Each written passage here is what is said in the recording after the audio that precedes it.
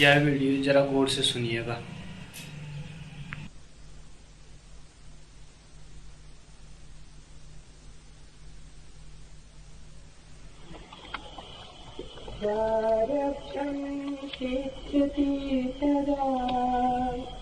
यदा देहात्मना स्थितिः देहात्मभावो निःश्रेष्ट प्रारब्धं त्यज्यतामतः प्रारब्धकल्पनाप्यस्य देहस्य भ्रान्तिरेषधि अस्य सत्यस्य कुतस्य असत्यस्य कुतो गनि अजातस्य कुतो नाश प्रारब्धं तथा कुतः ज्ञानेनाज्ञानकारस्य समूलस्य लयो यदि तिष्ठत्यैकथं देहि इति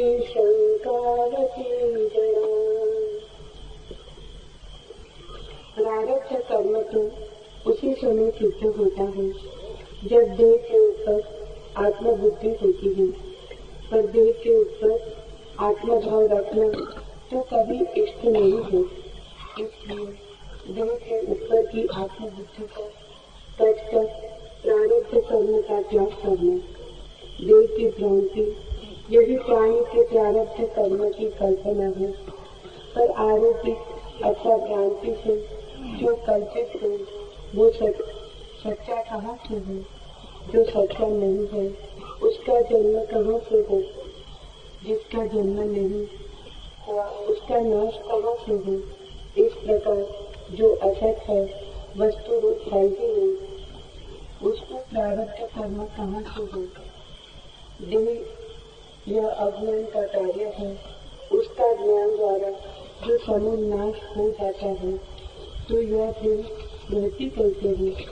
ऐसे शंका करने वाले अज्ञानियों का समाधान करने के लिए श्रुति के बाह्य दृष्टि से प्रारब्ध कहाँ है? वास्तव में न तो देह है और न प्रारब्ध है। प्रारब्ध कर्म fulfills itself only when one identifies himself with the body, but it is no good identifying with the body. So one should sever this identification and free himself of prarabdha karma. Illusion of the body is the basis for the projection of the prarabdha karma. But that which is projected or imagined by illusion can never be real. And how can it arise or manifest if it is not real? And how can it be destroyed if it is not manifested? How can the false, the unreal, have the bondage of conditioning? This body is the result of ignorance, and knowledge destroys it fully. Ignorance then raises doubt as to how this body exists, even after realization. To remove this doubt of ignorance, the scriptures have ordained the concept of prarabdha externally. In reality, there is neither body nor prarabdha.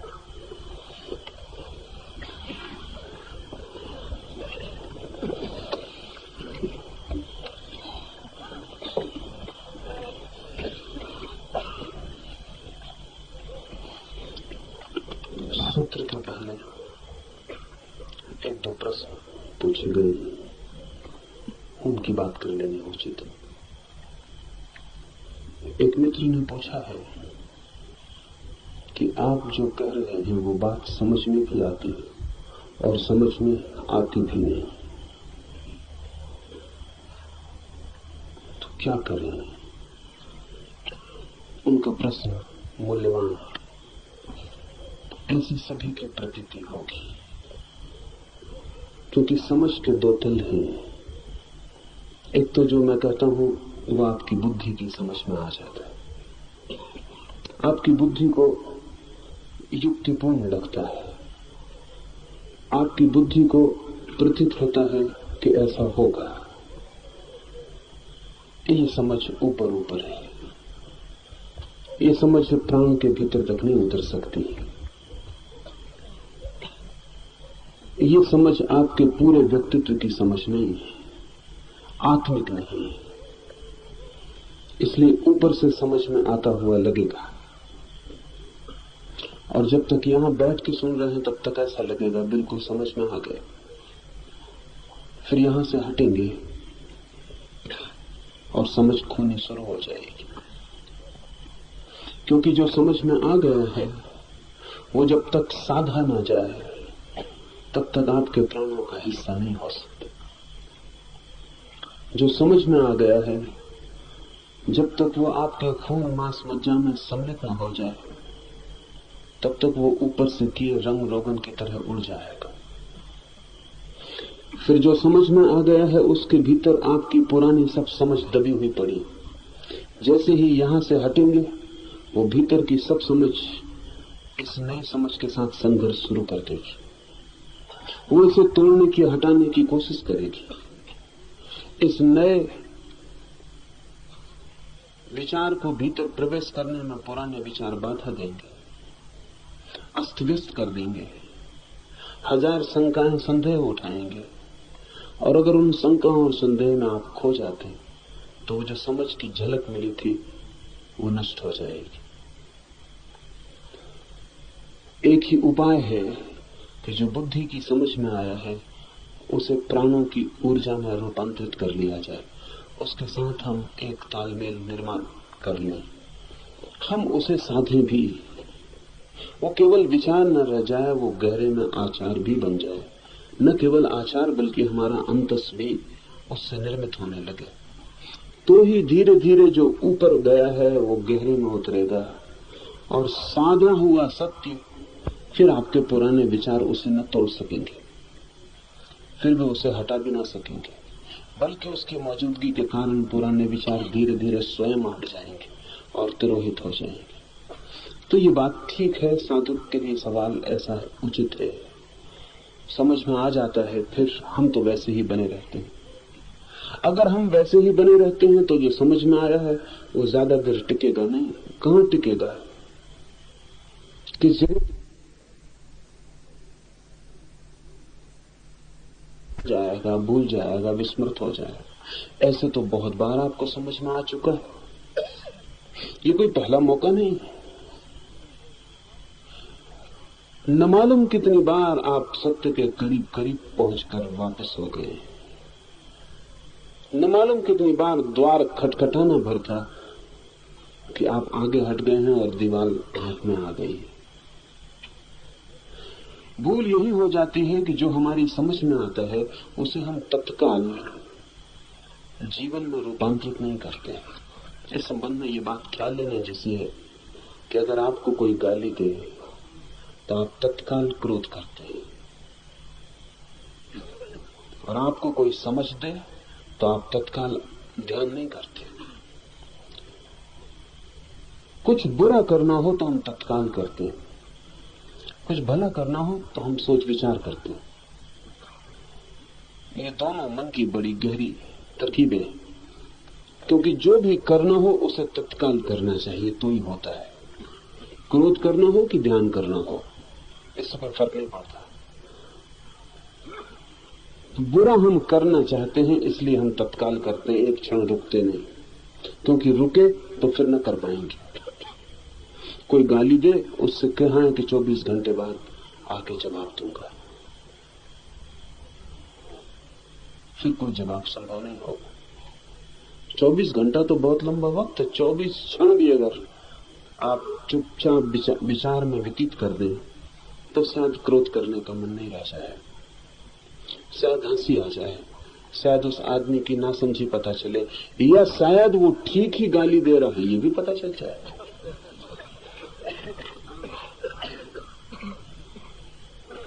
इसलिए समय खोना उचित नहीं है। जैसे गाली की चोट पड़े तत्काल उबल पड़ना जरूरी है, फिर पछताने का काम पीछे कर लेंगे। आपने ख्याल किया है कि सभी क्रोधी पछताते, क्रोध करने के बाद पछताते। अगर थोड़ी देर रुक जाते तो क्रोध करने के पहले ही पछतावा आ जाता और क्रोध कभी ना होता। जिसका पछतावा क्रोध के बाद आता है वो कभी क्रोध से मुक्त नहीं हो पाएगा। जिसका पछतावा क्रोध के पहले आ जाता है वही मुक्त हो सकता है, क्योंकि जो हो चुका वो हो चुका, उसे अन किया नहीं किया जा सकता। लेकिन जगह कहां है? गाली दी आपने, इधर क्रोध भपका, दोनों के बीच में स्थान कहां है कि मैं थोड़ा सोच लूं, विचार कर लूं, विमर्श कर लूं, देख लूं अतीत के अपने संकल्प न मालूम कितनी बार किए हैं कि क्रोध ना करूंगा, खोज लूं अतीत में कितनी बार क्रोध करके पछताया हूं। उतना मौका नहीं, समय नहीं, स्थान नहीं। उधर गाली, इधर आग निकलनी शुरू हो जाती। थोड़ी सी जगह बनाए, क्रोध मुश्किल हो जाएगा। क्रोध में तो नहीं बनाते जगह, लेकिन ध्यान में थोड़ी जगह बनाते, इसलिए ध्यान भी मुश्किल हो जाता। जब कोई शुभ और सही और ठीक बात की चोट पड़ती है, उसे उसी क्षण करने में हम नहीं लग जाते, हम राह देखते। वो जो बीच का समय है वही अस्त व्यस्त कर देगा। गरम लोहे पर चोट मारनी चाहिए, तो विचार करते रहते हैं कि चोट मारे या न मारे, तब तक लोहा ठंडा हो जाता। फिर चोट भी मारते हैं तो कोई परिणाम नहीं होता। एक मित्र आज आए थे, वो कहते हैं संन्यास लेना है, लेकिन अभी और थोड़ा समय चाहिए, सोचना है। मैंने उनसे पूछा और कितनी बातों के संबंध में जीवन में सोचा है? अगर और बातों के संबंध में सोचा होता तो संन्यास कभी का फलित हो गया होता, क्योंकि सोच विचार का अंतिम परिणाम संन्यास है। जो भी आदमी सोचेगा, विचारेगा, इस जीवन में भोग उसके लिए व्यर्थ हो ही जाने वाला है। तो मैंने उनसे पूछा और कितना सोचा विचारा है, किस किस बात को सोच विचार के किया है, या कि सिर्फ संन्यास को सोच विचार के लेंगे? कितना समय लगाएंगे सोचने विचारने में? और आप ही सोचेंगे ना, तो कल आप सोचते हैं कि आप कुछ ज्यादा बुद्धिमान हो जाएंगे, तो जरा पीछे लौट कर देखें, बुद्धि कम भला हो गई हो, ज्यादा होती मालूम नहीं होती। वैज्ञानिक कहते हैं कि 14 साल और 18 साल के बीच में आमतौर से लोगों की बुद्धि रुक जाती, फिर कभी बढ़ती नहीं। ये भी बहुत विशेष लोगों की बात है। 18 साल तक जो बुद्धि जिनकी बढ़ती हो, नहीं तो और पहले रुक जाती। पिछले महायुद्ध में अमेरिका में जांच पड़ताल की भर्ती के लिए युद्ध के सैनिकों की, तो औसत बुद्धि की उम्र 13.5 वर्ष पाई गई। औसत बुद्धि का 13.5 वर्ष का आंकड़ा तय हुआ कि आमतौर से आदमी की बुद्धि 13.5 वर्ष पर रुक जाती, फिर कभी बढ़ती नहीं। आप कहेंगे कि ये बात जस्ती नहीं, क्योंकि आपको लगता है कि जब आप जवान थे उससे बूढ़े होकर आप ज्यादा बुद्धिमान हो गए। भला आपको न लगता हो, लेकिन अपने बेटों को आप जचवाते रहते कि ज्यादा बुद्धिमान में बूढ़ा आदमी, अनुभवी, तो मेरे पास बुद्धि ज्यादा। बुद्धि ज्यादा नहीं है आपके पास, अनुभव ज्यादा हो सकते हैं। अनुभव तो संग्रह है, बुद्धि उस संग्रह का उपयोग है, वो अलग बात है। बच्चे के पास संग्रह कम होता है, आपके पास ज्यादा है, मगर उस संग्रह का जो उपयोग है, उस संग्रह का कैसे उपयोग करना, वो बुद्धि है। बुद्धि संग्रह नहीं है। तो यह भी हो सकता है कि एक बच्चे के पास बूढ़े से ज्यादा बुद्धि हो, यह कभी नहीं हो सकता कि एक बच्चे के पास बूढ़े से ज्यादा अनुभव हो, कभी नहीं हो सकता। अनुभव तो बच्चे के पास कम होगा ही, लेकिन बुद्धि ज्यादा हो सकती। बूढ़े के पास अनुभव ज्यादा होता है, बुद्धि ज्यादा नहीं होती। और मित्र से मैंने कहा कि कल आप सोचते हैं या परसों बुद्धि थोड़ी ज्यादा हो जाएगी। इतना ही होगा कि अभी इस विचार की हवा में, अभी इस ध्यान की तरंग में, अभी इतने सन्यासियों के आनंद और मुक्त प्रभाव में एक ख्याल उठा है मन में। माउंट आबू से नीचे उतरते उतरते जैसे जैसे आपकी बस नीचे उतरने लगेगी, वैसे वैसे इस ख्याल से आप भी नीचे उतरने लगेंगे। माउंट आबू रोड स्टेशन तक ये विचार टिक जाए कठिन। माउंट आबू रोड स्टेशन पर उतर के आप ठंडी गहरी सांस लेंगे कि अच्छा हुआ, जैसे कि तैसे वापस लौट आए, कुछ खोया नहीं, कुछ गंवाया नहीं, किसी झंझट में ना पड़े। मैंने बर्बाद आपको ख्याल भी नहीं आया। वातावरण, अनेक लोगों की मौजूदगी, अनेक लोगों का सामूहिक प्रयास आपको भी उठा देता है एक ऊंचाई पर जिस पर होना आपकी आदत नहीं है। आप नाच रहे हैं कीर्तन में, आपको पता है अकेला इस भाव से आप नाच सकेंगे? आप कम नाच रहे हैं, इतने लोग नाच रहे हैं, उनका नाच संक्रामक हो जाता है, वो आपको भी छू लेता है, उनकी तरंगें आपके हृदय को भी कपाने लगती, उनके पैरों की गति आपके पैरों को भी उछलने का मौका देने लगती। और फिर आपके सदा के सोचने का ढंग ये है कि कोई क्या कहेगा। और जहां सभी लोग नाच रहे हो, एक बात पक्की है कि नाचने वाले से कोई कुछ कहने वाला नहीं, खड़े रहने वाले से कोई कुछ भला करे तो गति आ जाती। आप मुक्त अनुभव करते हैं कि ठीक है, यहाँ कोई अड़चन नहीं है, यहाँ नाचा जा सकता है। उतरेंगे भीड़ में वापस बाजार की, ये जो एक ऊंचाई की झलक मिली थी, एक छलांग ली थी और आकाश की तरफ आंखें उठाई थी, वो फिर जमीन की तरफ लग जाएंगी। तो क्या आशा है कि कल परसों आप निर्णय कर सकेंगे? निर्णय तो आपको करना है, वो आज भी किया जा सकता है। पर वो मित्र बोले कि ऐसा भी नहीं है कि मैंने निर्णय करने की कोशिश नहीं की। 99% तो मन बिल्कुल तैयार, 1% क्या करें? उनसे मैंने पूछा कि जिंदगी में और भी कोई काम किया है जिसमें 99% मन तैयार रहा हो और 1% तैयार न रहा हो? कभी रुके हैं इस बात से? और उनसे मैंने ये भी पूछा कि क्या आपको पता है आप क्या कह रहे हैं?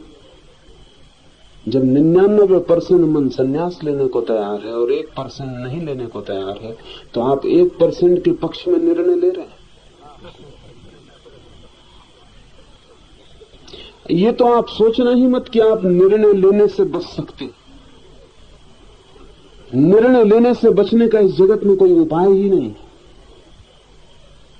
चाहे आप न लेने का लें, वो भी निर्णय है। रोकने का लें कि कल लेंगे, वो भी निर्णय है। दुनिया में आपके लिए चुनाव की स्वतंत्रता है कि आप क्या निर्णय लें। इसकी कोई स्वतंत्रता नहीं है कि आप निर्णय ही ना लें, इसका कोई उपाय ही नहीं है। निर्णय तो लेना ही पड़ेगा। लेकिन एक मजे की बात है कि न करने के निर्णय को हम निर्णय नहीं समझते। ये बड़ी अद्भुत बात है।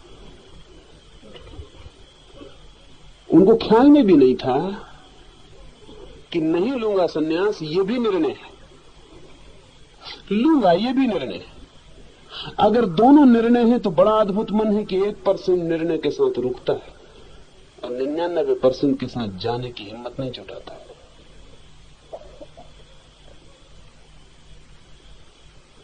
हम अपने को धोखा देने में बड़े कुशल हैं। ऊपर बुद्धि को समझ में आ जाता है सन्यास, तो हम डरते भी। हम सोचते हैं थोड़ा वक्त मिल जाए। वक्त इसलिए नहीं कि हम सोच लेंगे, वक्त इसलिए ये प्रभाव क्षीण हो जाएगा और वो जो 99% है वो 1% रह जाएगा और जो 1% है वो 99% हो जाएगा। और जब 99% था तब हमने नहीं निर्णय लिया सन्यास का, तो जब 1% होगा तब हम लेने वाले हैं। तो आपकी समझ, चूंकि आप उसे रूपांतरित नहीं करते, निर्णय नहीं बनाते, डिसीजन नहीं बनाते, कभी गहरी नहीं जा सकती। इसे ठीक से ख्याल में ले लें। बहुत बार सुन लेंगे, समझ लेंगे, फिर वैसे के वैसे रह जाएंगे। बल्कि इसका एक खतरा भी है कि जब बहुत बार सुन सुन के समझ के आप वैसे के वैसे रह जाते, तो धीरे धीरे आप चिकने खड़े हो जाते। तो क्योंकि इतनी चीजें फिसलती हैं आप पर से तो चिकनाहट पैदा होती, इतने विचार आप पे गिरते हैं और आप वैसे ही रह जाते हैं, और विचार गिर जाते हैं नीचे और घड़ा अपनी जगह बैठा रहता, घड़ा चिकना हो जाता। तो जितनी बार आप ऐसी बातें सुन के वैसे रह जाते हैं उतना कठिन होता जा रहा है, क्योंकि तब बात गिरेगी नहीं कि खिसल जाएगी नीचे, घड़ा बिल्कुल चिकना हो गया, रास्ते बन गए खिसलने के। अच्छा है अच्छी बात ही ना सुने, सुने तो हिम्मत करें और अपने को बदलने का निर्णय लें।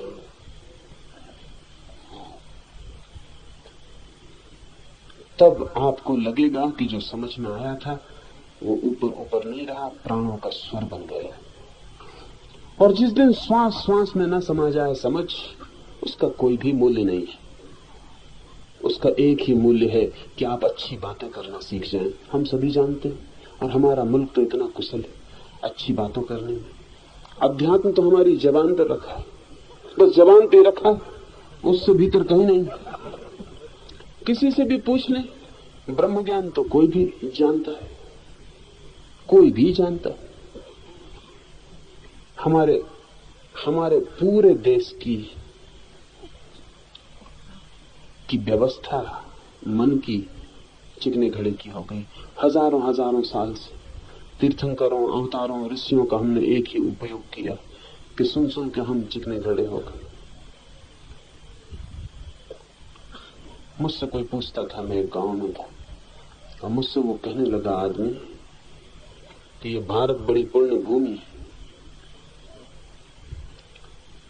सारे अवतार यही हुए, सारे तीर्थंकर यही हुए, सारे बुद्ध यही हुए। मैंने कहा कि तू फिर से सोच, ये पुण्य भूमि है कि यहाँ पापी बड़े अद्भुत हैं कि इतने सब हुए फिर भी वो बिना बदले बैठे, कि सब अवतार गए हमारे चिकने घड़े पर लकीर न खींच पाए, कि सब तीर्थंकर आए हमने कहा और जाओ, हम उनमें से नहीं है कि बातों में आ जाएं। क्या मतलब क्या होता है? एक घर में अगर गांव भर के डॉक्टर आए तो उसका मतलब है कि गांव में वही घर सबसे ज्यादा बीमार है। सारे अवतारों को यही पैदा होना पड़ा। और कृष्ण ने कहा है गीता में कि जब धर्म की गिलानी बढ़ती और जब पाप बढ़ जाता और जब दुष्ट जन बढ़ जाता, तब मैं आता हूं और सब अवतार यहीं आए। तो मतलब क्या है? पुण्य भूमि।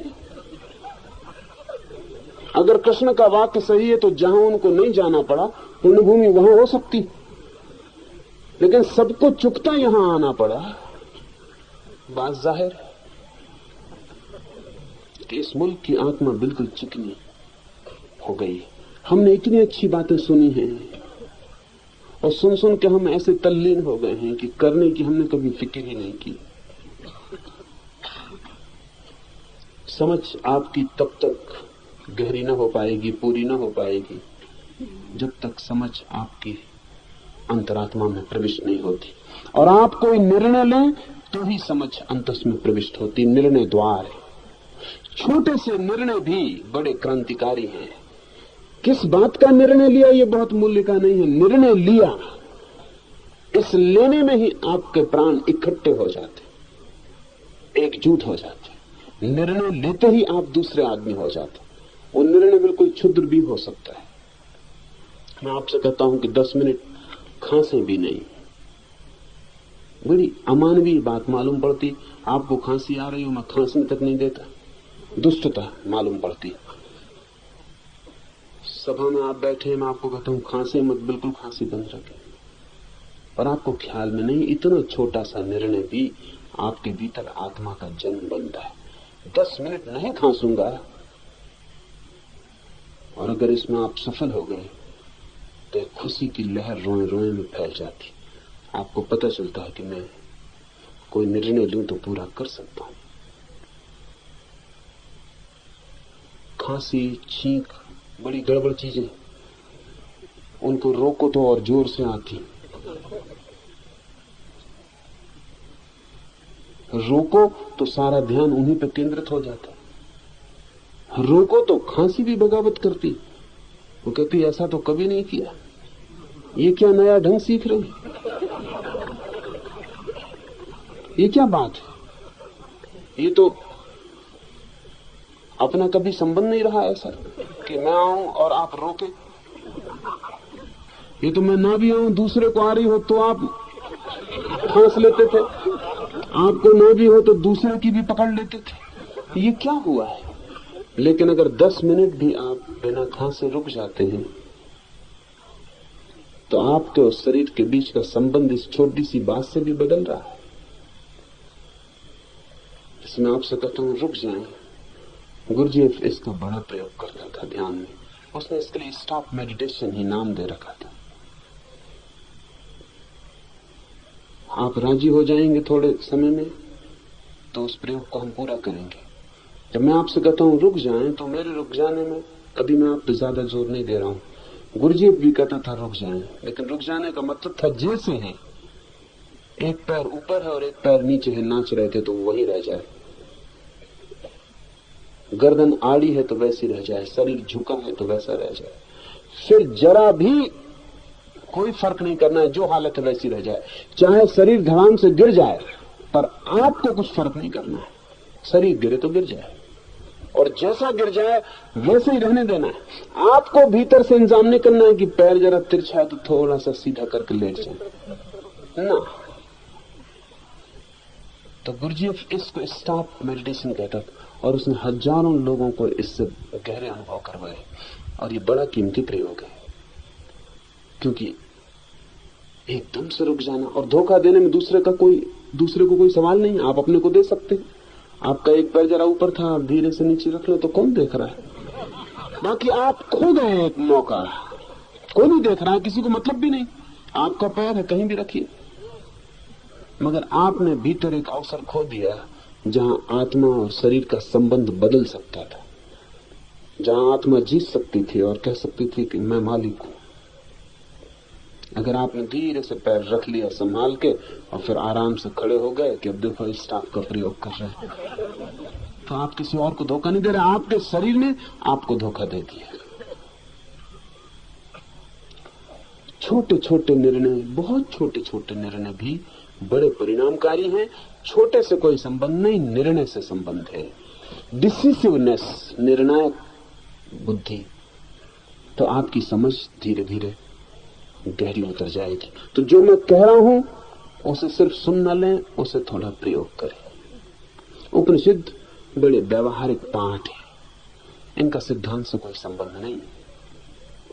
इनका आपको बदलने, रूपांतरित करने की कीमिया से संबंध है। ये तो सीधे सूत्र हैं जिनसे नए मनुष्य का निर्माण हो जाता है। लेकिन कठिनाई यही है कि कोई दूसरा छेनी हथौड़ी लेके आपका निर्माण नहीं कर सकता। आप ही मूर्तिकार हैं, आप ही पत्थर हैं, आप ही छेनी हथौड़ी, तीनों काम आपको ही करने हैं। अपने ही पत्थर को अपने ही निर्णयों की छेनी हथौड़ी से, अपने ही संकल्प की शक्ति से काटना है, छांटना है, अपनी ही समझ के अनुसार अपनी मूर्ति को निर्मित करना है। इसमें क्षण भर का भी स्थगन सदा के लिए स्थगन हो जाता है।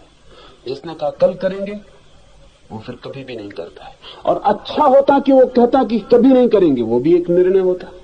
वो मित्र आए तो मैंने उनसे कहा कि यही निर्णय कर लो कि सन्यास कभी न लेंगे, कभी, तो भी फायदा होगा।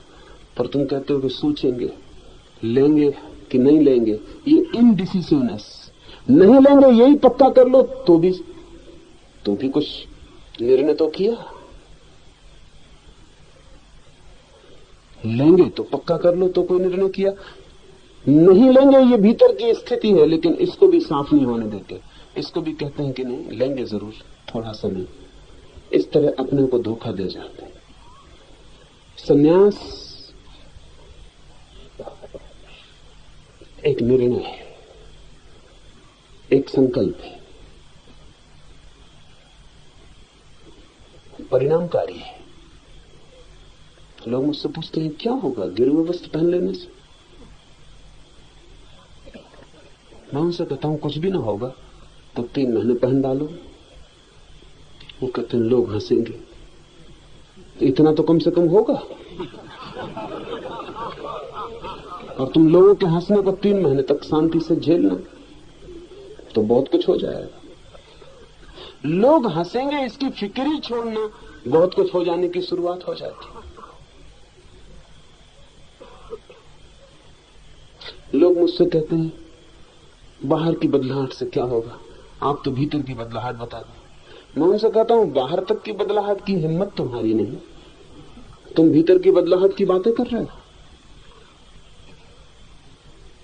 कपड़े बदलने में प्राण छूटते हो, चमड़ी अगर बदलने लगूंगा तो मुश्किल पड़ेगी, और भीतर की तुम बातें कर रहे हो। लेकिन हम धोखा देने में कुशल हैं, हम अपने को धोखा देने में कुशल हैं, और जो आदमी अपने को धोखा दे रहा है वो कभी धार्मिक नहीं हो सकता। ख्याल रहे, दूसरों को धोखा देने वाला धार्मिक हो सकता है, खुद को धोखा देने वाला धार्मिक नहीं हो सकता, क्योंकि फिर कोई रास्ता ही नहीं बचता। एक और मित्र ने पूछा है, अच्छे कर्म बुरे कर्मों को काटते नहीं हैं बल्कि उन पर आच्छादित हो जाते हैं, इसलिए बुरे तथा अच्छे सभी कर्मों का फल भोगना अनिवार्य है। क्या बुरे कर्म तथा अच्छे कर्म क्रम से फल देते हैं या बिना कर्म के फल देते हैं? यदि बुरे कर्मों का क्षय अच्छे कर्मों से नहीं किया जा सकता, तब अच्छे कर्म करने का कोई औचित्य नहीं हो सकता है। क्या यह सिद्धांत समाज के लिए उपयोगी है? इसे थोड़ा सा ख्याल में ले लें। बुरे कर्मों का क्षय अच्छे कर्मों से नहीं किया जा सकता, तो उन मित्र को ऐसा चिंता लगी होगी कि फिर कोई अच्छा कर्म करेगा ही क्यों, और तब तो समाज के लिए बड़ा खतरा हो जाएगा। बात बिल्कुल उल्टी है। आपको अगर पता है कि बुरे कर्म अच्छे कर्म से काटे जा सकते हैं, तो आप बुरे कर्म मजे से किए जाते हैं, क्योंकि कभी भी अच्छा कर लेंगे और काट लेंगे। दवा हाथ में है तो बीमारी से डर क्या है? गंगा स्नान कर लेंगे, सब कर्म धुल जाएंगे। किसी साधु संत का आशीर्वाद ले लेंगे, सब कर्म धुल जाएंगे। चोरी की है, दान कर देंगे उसी पैसे से, और तो पैसा है भी कहां। बड़ा चोर बड़ा दानी हो जाएगा, लाख चुराएगा 10,000 दान करेगा। चोरी में डर नहीं है फिर कोई, क्योंकि दान से हम चोरी को काट लेंगे। किसी की हत्या कर देना, फिर एक बच्चे को जन्म दे देना, एक जीवन लिया, एक दे दिया। ये दुनिया इतनी बुरी सिर्फ इसलिए है कि आपको ये पक्का पता है कि बुरा भी कट जाता है। जब मैंने आपसे कहा कि बुरे को काटने का कोई भी उपाय नहीं, अच्छा कर्म भी बुरे कर्म को नहीं काटेगा, तो आपको बुरा कर्म करते वक्त पुनः सोचना होगा कि जो नहीं कट सकता है और जिसे भोगना ही पड़ेगा अनिवार्यता, जिसमें कोई उपाय नहीं है, न कोई अच्छा कर्म साथ देगा, न दान पुण्य साथ देगा, न गंगा, न तीर्थ, न गुरु, न भगवान, कोई आशीर्वाद साथ न देगा, जो किया है वो मुझे भोगना ही पड़ेगा। तो करते वक्त आपको ठीक से सोच लेना, क्योंकि ये बात आखिरी हुई जा रही है, इसमें अब कोई उपाय नहीं। इसमें ऐसा नहीं कि रोएंगे भगवान के सामने कि हम तो पतित हैं और तुम पतित पावन, तो कुछ करो। हमारा कुछ न बढ़ेगा, तुम्हारा नाम बदनाम होगा कि तुम पतित पावन। और हम तो इसीलिए करते रहे पाप कि न करेंगे पाप तो तुम पतित पावन कैसे रहोगे। तो अब दिखाओ अपना पतित पावन रूप।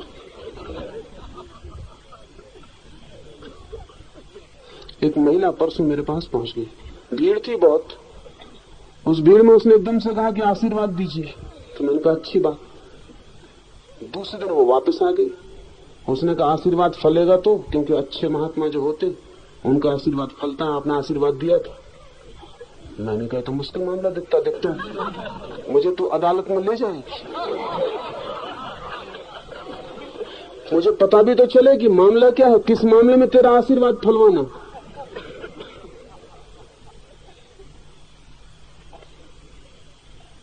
तो उसने कहा लेकिन आपको ख्याल होना चाहिए, अच्छा महात्मा तो जब भी आशीर्वाद देता तो फलता ही। तो मैंने कहा इसमें एक उपाय है मेरे लिए, कम से कम अदालत मुझे नहीं जाना पड़ेगा। न फले तो समझना कि न मैं अच्छा था न महात्मा था, बात खत्म हो गई। इसमें एक सुविधा मेरे लिए तूने बना दी कि न फले, अब मुझे पूछना भी नहीं कि तुझे क्या तुझे चाहिए था। तो समझ लेना कि अच्छा भी नहीं था, महात्मा भी नहीं था, बात खत्म हो गई। इसे हम धार्मिक मन कहते हैं। उस महिला का ख्याल है वो धार्मिक। इस जगत में नियम है, इस जगत में एक आंतरिक अनुशासन है जिसको हमने रित कहा है वेदों में, लाओत्से ने जिसे ताओ कहा है। उसमें कोई अंतर नहीं पड़ता, उसमें कोई अपवाद नहीं होता। कर्म आप जो करेंगे वो आपको भोगना ही पड़ेगा।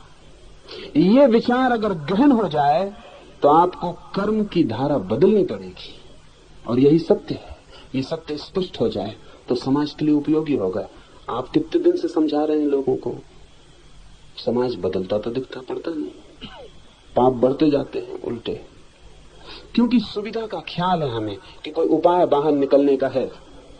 अगर मैं एक पाप करता हूं तो उस पाप के भवन में प्रवेश का द्वार ही नहीं है, एग्जिट भी है, उससे निकला जा सकता है। तो घुसने में इतना कोई डर नहीं।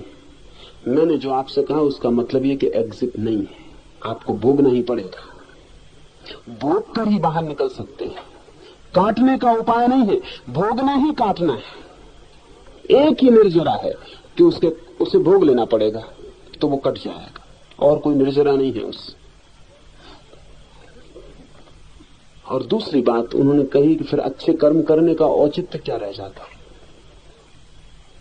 तो उनके प्रश्न से भी जाहिर है बात कि अच्छे कर्म का औचित्य उनकी नजर में भी बुरे को काटने के लिए ही है। वो पूछते हैं कि अगर आप ऐसा कहते हैं तो फिर अच्छे कर्म का औचित्य ही नहीं रह जाता। मतलब एक ही औचित्य था अच्छे कर्म का कि बुरे कर्म को काटे। अगर बुरा कर्म नहीं कटता है तो औचित्य ही खत्म हो गया। तो उनके प्रश्न से भी जाहिर है जो मैं कह रहा हूं कि उनका चित्त भी यही मानता है कि अच्छे कर्म का एक ही औचित्य है, दान का एक ही औचित्य है कि चोरी को काटो। तब तो चोरी महत्वपूर्ण हो गई और दान गौण हो गया। और अगर दुनिया में चोरी न हो तो दान असंभव हो जाए। इसलिए एक तथाकथित विचारशील व्यक्ति करपात्री ने अपनी एक किताब में कहा है कि अगर समाजवाद आ जाएगा तो धर्म का बड़ा ह्रास होगा, क्योंकि न होगा कोई गरीब तो दान किसको देंगे। इसलिए गरीब रहना चाहिए ताकि दान दिया जा सके, और दान के बिना तो मोक्ष है नहीं। समझे मतलब आप इसका मतलब हुआ कि नरक रहना चाहिए, भूखा आदमी सड़क पर होना चाहिए। न होगा भूखा, रोटी किसको दीजिएगा? और किसी ने रोटी आपकी दान के न ली तो फंसे आप, मोक्ष कहां से मिलेगा? तो आपके अच्छे कर्म का औचित्य बुरे कर्म पर निर्भर है, उसके कटने पर।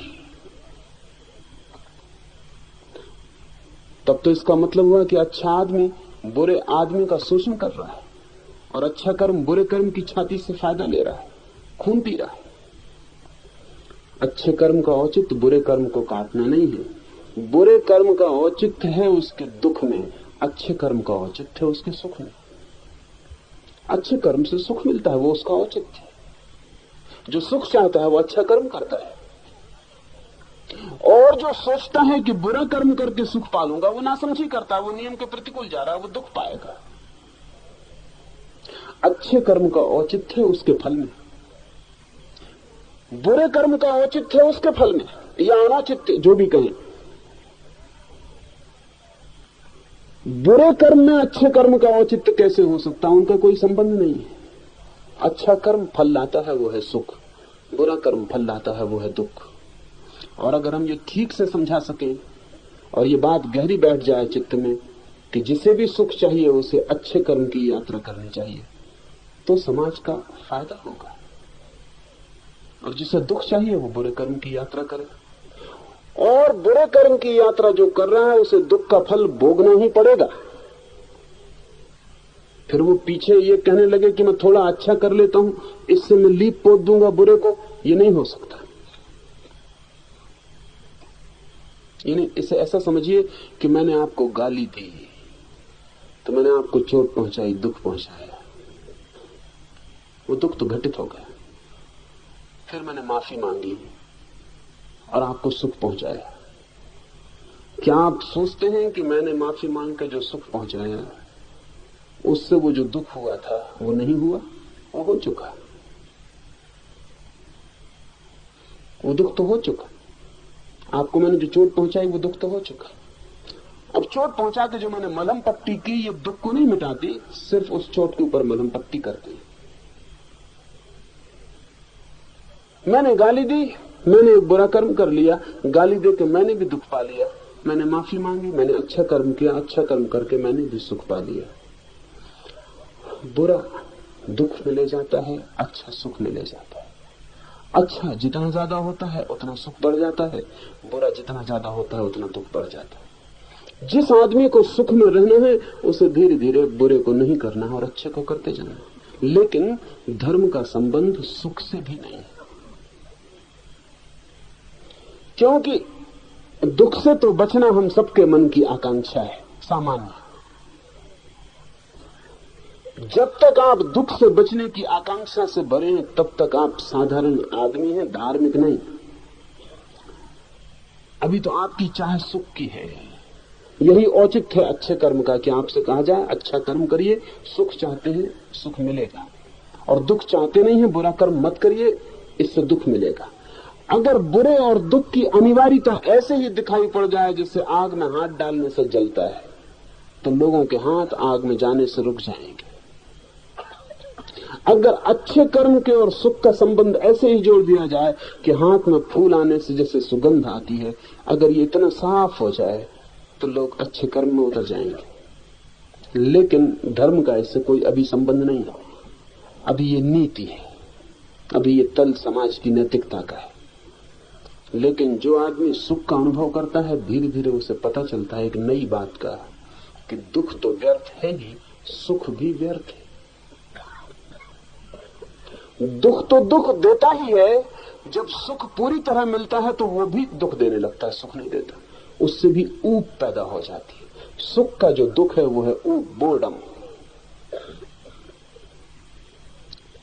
आपने कभी किसी जानवर को ऊबा हुआ देखा है? बोर्ड कि कोई गधा खड़ा हो और दिखाई पड़ जाए कि ऊबे हुए खड़े, कि कोई भैंस खड़ी हो और ऊबी हुई खड़ी ना। आदमी को छोड़कर जमीन पर कोई जानवर ऊबता ही नहीं, सिर्फ आदमी ऊबता है। क्यों? क्योंकि जानवर निरंतर अपनी सामान्य जीवन की सुविधा जुटाने में ही व्यतीत हो जाता है। उसे कभी इतना सुख अर्जित नहीं हो पाता कि ऊब जाए। ऊब का संबंध सुख, बहुत सुख हो तो ही ऊब आते। इसलिए गरीब आदमी भी ऊबा हुआ नहीं दिखाई पड़ता, अमीर आदमी ऊबा हुआ दिखाई पड़ता है। अमीर आदमी का चेहरा देखो तो ऊबा हुआ रहता है, कुछ सार नहीं ऐसा मालूम पड़ता है, खींचे जा रहे हैं, कुछ मतलब नहीं। लेकिन गरीब आदमी के पैर में गति होती है, चाहे पैर में ताकत ना हो, खून भला कम हो, ताकत भला कम हो, लेकिन गति होती है, कहीं पहुंचने का लक्ष्य होता है और आशा होती है, और आंखों में आशा की झलक होती।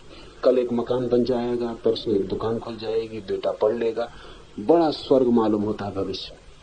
जिनका बेटा पढ़ के घर आ गया वो जानते हैं कि बेटा घर जब पढ़ के आता तो क्या मतलब होता, कैसा दुख लाता है। जिनके महल बन गए हैं अब उनको पता चलता है कि महल तो कारागार हो गए।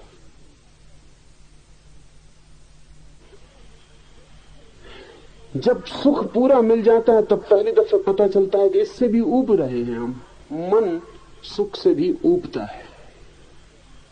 इसलिए बुद्ध और महावीर और कृष्ण और राम राजाओं के घरों में पैदा हुए। गरीब के घर में पैदा होकर कोई तीर्थंकर और अवतार नहीं हो पाता है। उसका कारण है क्योंकि ऊब ही नहीं पाता सुख से। जैनियों के 24 तीर्थंकर राजाओं के बेटे, बुद्ध, राम, कृष्ण, सब राजाओं के बेटे। कारण है राजा के घर में ही पता चलता है कि चीजें सब व्यर्थ हैं। हो तभी तो पता चलेगा, हो ही ना तो पता कैसे चलेगा।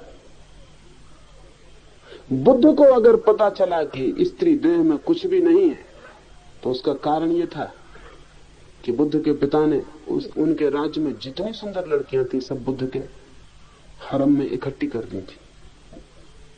तो पता चला कि कुछ सार नहीं। असार तो तभी पता चलेगा जब आपके पास मौजूद हो कोई चीज।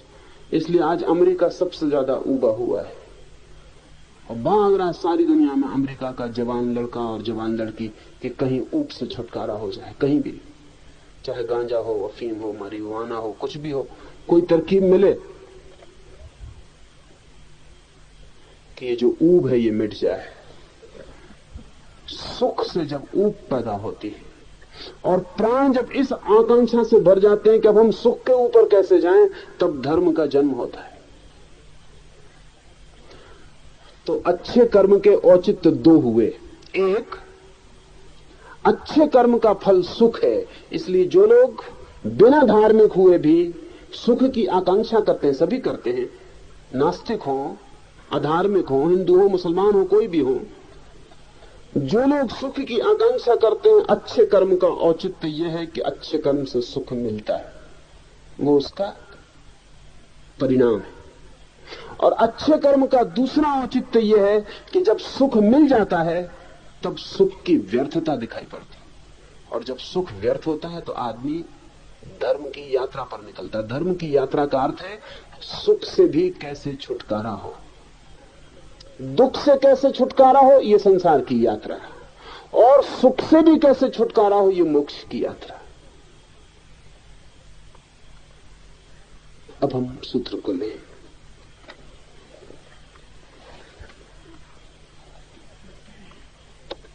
प्रारब्ध कर्म तो उसी समय सिद्ध होता है जब देह के ऊपर आत्मबुद्धि होती है,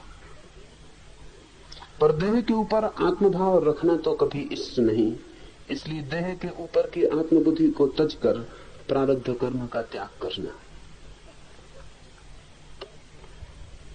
कर्म तो पकड़ता ही हमें तब है जब हम मानते हैं कि ये शरीर मेरा है। इसका अर्थ हुआ कि कर्म शरीर को पकड़ता है, हमें कभी नहीं पकड़ता, लेकिन जब हम शरीर को पकड़ लेते हैं तो स्वभाव था कर्म की गिरफ्त में हो जाते हैं। कर्म पकड़ता है शरीर को और हम भीतर से पकड़ लेते हैं शरीर को। कर्म पकड़ता बाहर से शरीर को, हम भीतर से पकड़ लेते शरीर को। तो कर्म से हमारा संबंध जुड़ जाता है शरीर के माध्यम से। कर्म आत्मा को कभी नहीं पकड़ता, सदा ही शरीर को पकड़ता है।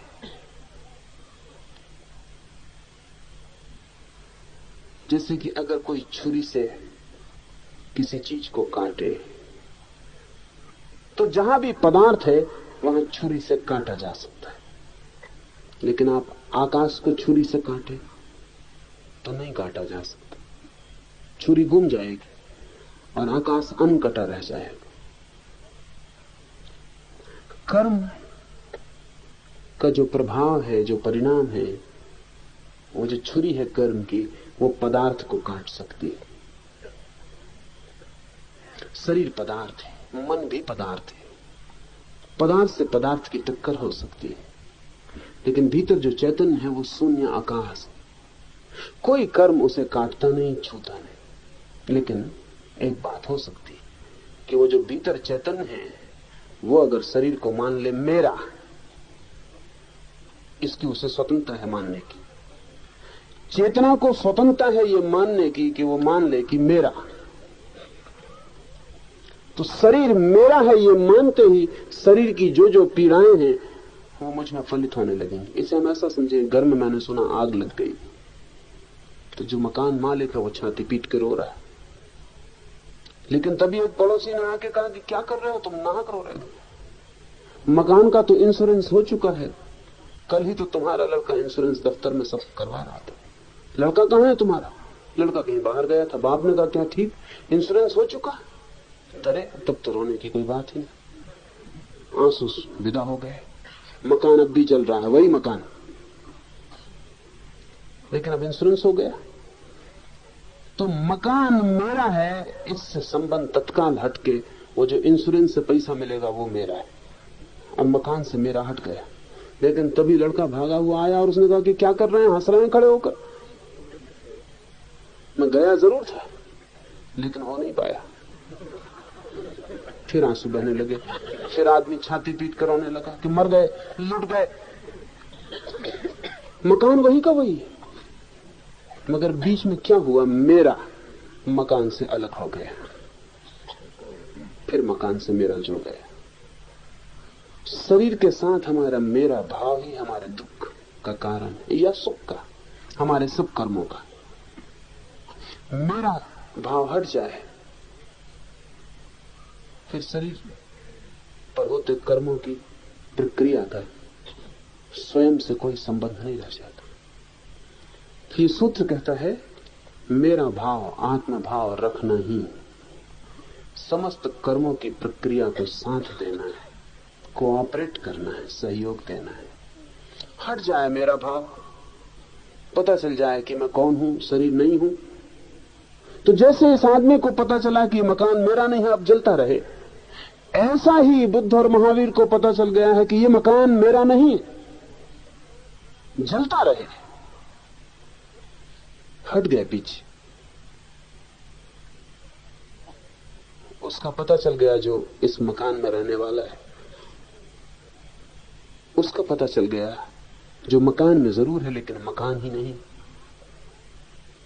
आत्मभाव का हटना ही समस्त प्रारब्ध कर्म का त्याग है। फिर कर्म का कोई अर्थ नहीं है, त्याग हो गया। देह की भ्रांति यही प्राणी के प्रारब्ध कर्म की कल्पना है। पर आरोपित अथवा भ्रांति से जो कल्पित हो वो सच्चा कहां से होगा? आरोपित है, कल्पित है, लगता है मेरा है,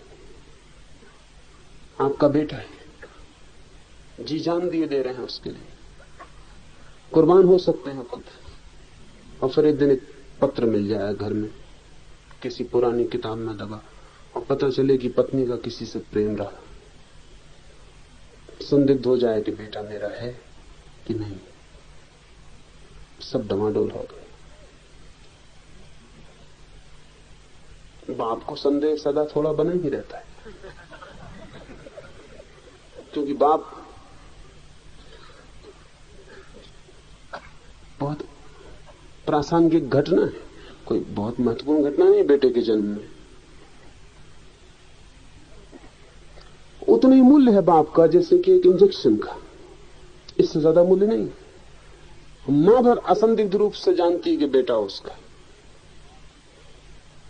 बाप को तो थोड़ा संदेह बना ही रहता। उसी संदेह को मिटाने के लिए हमने इतने सख्त विवाह की व्यवस्था बनाई कि वो संदेह बाप को सताए नहीं तो जिंदगी भर मुश्किल हो जाएगी। जिन बेटों के लिए मेहनत करनी उन पर संदेह बना रहे कि पता नहीं अपने हैं भी कि नहीं, तो बड़ी अस्त व्यस्तता न हो जाए, इसलिए विवाह की बड़ी सख्त व्यवस्था की है। और स्त्रियों की सारी गति पर रुकावट डाल दी है कि कहीं उनका दूसरे पुरुषों से कोई संबंध ना आए। संबंध ही ना आए तो डर न रहे। और इसलिए कुंवारी लड़की पर बड़ी फिक्र होती है कि शादी कुंवारी लड़की से हो। इसलिए जो और भी ज्यादा इसमें बहुत ज्यादा चिंता में रत थे वो बाल विवाह कर देते थे ताकि डर का कोई उपाय ही न रह जाए।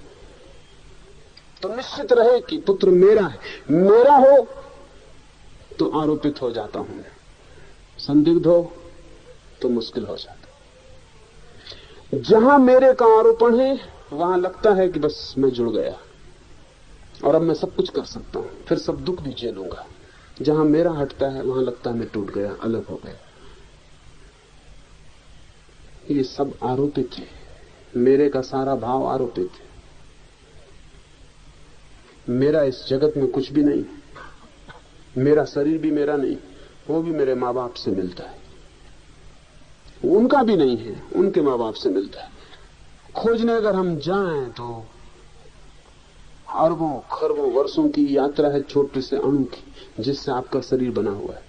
न हड्डी आपकी, न मांस आपका, न मज्जा आपकी, कुछ भी आपका नहीं, न मन आपका। सिर्फ आप ही आपके हैं, लेकिन उस आप का कोई पता नहीं है आपको। वो कौन है भीतर जो सिर्फ जिसे मैं कह सकूं मेरा, जिसे मैं कह सकूं मैं। मेरे को हटाते जाएं, छोड़ते जाएं, एलिमिनेट करते जाएं। उपनिषद कहते हैं कहते जाएं नेति नेति, ये भी मैं नहीं, ये भी मैं नहीं, हटाते जाएं। सब मेरे से संबंध तोड़ लें, तब अचानक जैसे अंधेरे में ज्योति जल जाए, उसका अनुभव होगा जो मैं हूं। मेरे से छुटकारा होने पर मैं का अनुभव होता है, और मेरे के फैलाव को बढ़ाते जाने से मैं का अनुभव क्षीण होता चला जाता है। तो जितना बड़ा मेरे का विस्तार उतने कम मैं का अनुभव। इसलिए बुद्ध और महावीर घर छोड़कर भागे। घर की वजह से तकलीफ न थी, बड़ा विस्तार था साम्राज्य का, बहुत कुछ था जो मेरा था। उस मेरे की मात्रा इतनी ज्यादा थी कि उसमें मैं का कहीं पता नहीं चलता था कि मैं कौन। सारा मेरे का साम्राज्य छोड़कर भाग गए। महावीर ने अत्यंतिक कोशिश की है भागने की, वस्त्र तक छोड़ दिए, नग्न हो गए, ताकि कुछ भी कहने को ना बचे कि मेरा, ये मेरा है, ये कपड़ा मेरा है, ये भी कहने को ना बचे। क्यों? सिर्फ एक कारण से, ताकि ये जो मेरे के बड़े विस्तार में मैं की कोई अनुभूति नहीं होती, पता नहीं चलता। सबको छोड़ के भाग जाऊं, खालिस अकेला रह जाऊं, तो शायद पता चले कि मैं कौन। मेरे से तोड़कर मैं का पता आसान है, मेरे से जोड़कर मैं का पता मुश्किल होता जाता है। इसलिए जितनी चीजें जुड़ती जाती हैं, जितना परिग्रह होता जाता है, जितना विस्तार होता चला जाता है, उतना ही मैं का केंद्र लुप्त होता चला जाता है, दबता चला जाता है। मेरे का सारा जाल कल्पित है। सत्य तो हूं मैं, मेरा है असत्य। जो सच्चा नहीं है उसका जन्म कहां से होता है? जिसका जन्म नहीं हुआ उसका नाश कहां होता है? इस प्रकार जो असत है, वस्तु रूप है ही नहीं, उसको प्रारब्ध कर्म कहां से हो? बड़ी विचारपूर्ण बातें कही हैं। जो असत है, जो है ही नहीं, मेरा, इसका जन्म कहां से होता है, कब होता है, इसका अंत कैसे होगा? कठिन है, क्योंकि हमें लगेगा कि जब मेरा है तो उसका कहीं से जन्म तो होता ही होगा, नहीं तो होगा कैसे? और अगर मेरा कुछ है तो कहीं उसकी मृत्यु तो होती होगी, नहीं तो फिर छुटकारा कैसे होगा? इस बात को समझने के लिए मैंने पीछे जो आपसे मिथ्या की कोटि कही थी उसे ख्याल में ले लें। रस्सी पड़ी है, सांप दिखाई पड़ गया, पास जाके देखा सांप नहीं है, रस्सी। अब सवाल यह है कि इस रस्सी में सांप दिखाई पड़ा तो सांप का रस्सी में जन्म तो हुआ, दिखाई पड़ा था, मगर जन्म कहां हुआ? झूठ का जन्म कैसे होगा? और फिर अब लालटेन लेकर आए तो दिखाई पड़ा कि सांप नहीं है, तो मृत्यु भी हो गई, लेकिन मरी हुई लाश कहां है उस सांप की? जो दिखाई पड़ता है और था नहीं, उसका जन्म भी नहीं होता है, उसकी मृत्यु भी नहीं होती, वो सिर्फ भ्रांति है। पर भ्रांति होती है, भ्रांति हो सकती है, भ्रांति आरोपित है। रस्सी में किसी सांप का कोई जन्म हुआ ही नहीं था, आपके ही मन ने प्रक्षेपण किया था और रस्सी पर सांप दिखाई दिया था। आप सिनेमा गृह में बैठते, आपकी पीठ की तरफ आप लौट के नहीं देखते, देखेंगे भी क्या, वहां कुछ होता भी नहीं देखने को, सामने पर्दे पर सब होता है, रंग का, रूप का, गीत का, संगीत का प्रवाह होता है पर्दे पर सामने। लेकिन मजे की बात है कि पर्दे पर कुछ भी नहीं होता, पर्दा होता है खाली, केवल छाया और धूप, फिकती हुई किरणों का जाल होता है। वैसे पर्दा खाली होता है, सब कुछ होता है भीतर, पीछे, पीठ के पीछे जहां प्रोजेक्टर लगा होता है। वो प्रोजेक्टर शब्द बड़ा अच्छा है, जिसे कल्पित कहा है, जिसे प्रक्षेपित कहा है। अंग्रेजी का शब्द प्रोजेक्शन, उसका अनुवाद है। प्रोजेक्टर पीछे लगा है, वहां से चीजें फेंकी जा रही हैं पर्दे पर, और पर्दे पर जहां है नहीं वहां दिखाई पड़ रही हैं, जहां दिखाई पड़ रही है वहां है नहीं, और जहां है वहां आप पीठ की है, वहां आप देखते नहीं। रस्सी में सांप दिखाई पड़ा, रस्सी केवल पर्दे का काम कर रही है, और मेरा मन प्रोजेक्ट कर रहा है। मेरा मन सांप की छाया भेज रहा है रस्सी पर, रस्सी पर सांप की छाया मेरा मन डाल रहा है, और रस्सी सांप मालूम पड़ रही। फिर मैं भाग रहा हूं। जब पहली दफा 3 डायमेंशनल पिक्चर आए, चित्र बने, तो पहली दफा बड़ा मजेदार घटनाएं सारी दुनिया में घटी।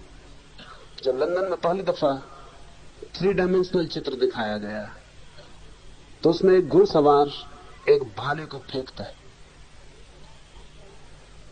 घुड़सवार भागता हुआ आता है, तो 3 डायमेंशनल पिक्चर का मतलब है कि बिल्कुल ऐसा दिखाई पड़ता है कि असली घोड़ा आ रहा है, चित्र नहीं दिखाई पड़ता। असली घोड़ा, तीनों आयाम है उसके। घोड़ा भागता हुआ आता है, टापें बढ़ती जाती हैं, घोड़ा पास आता है, फिर घुड़सवार एक भाला फेंकता है, पूरा हाल अपनी अपनी गर्दन झुका लेता है। पूरे हाल में बीच में जगह बन जाती भाले के निकलने, चीख मच जाती है, महिलाएं बेहोश हो जाती हैं। क्या हुआ? कहीं कोई भाला वाला था नहीं, मगर भाला बिल्कुल वास्तविक मालूम हो रहा और 3 डायमेंशनल था, तो बिल्कुल लगा कि निकल जाएगा। तो उस क्षण में झुक जाना, क्योंकि मन को भीतर क्या पता कि भाला असली है कि नकली, कि दिखाई पड़ रहा है नहीं।